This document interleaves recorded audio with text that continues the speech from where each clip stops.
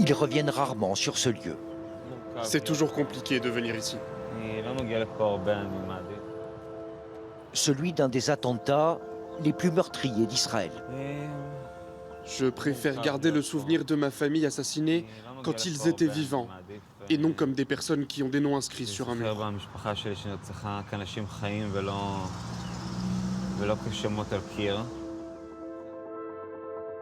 21 noms de victimes inscrits sur ces stèles, dont le père d'Oran Almog, mais aussi son frère, ses grands-parents, son cousin. Il a 10 ans, il est brûlé au visage, il devient aveugle. 4 octobre 2003. Une femme kamikaze déclenche sa ceinture d'explosifs dans ce restaurant bondé où déjeunent des familles. L'établissement existe toujours aujourd'hui. Je me souviens, il y avait des vitres brisées, du sang, des blessés, et les corps gisants de gens qui quelques secondes avant mangeaient. Parmi eux, les membres de ma famille.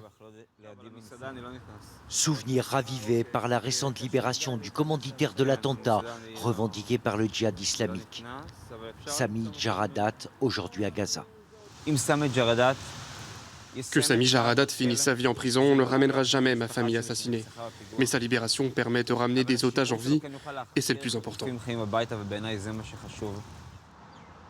Faut-il pardonner, accepter?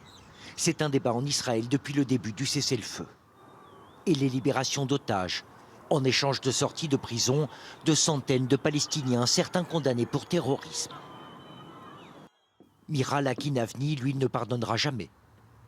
Son père de 76 ans est tué il y a 9 ans dans l'attaque d'un bus à Jérusalem.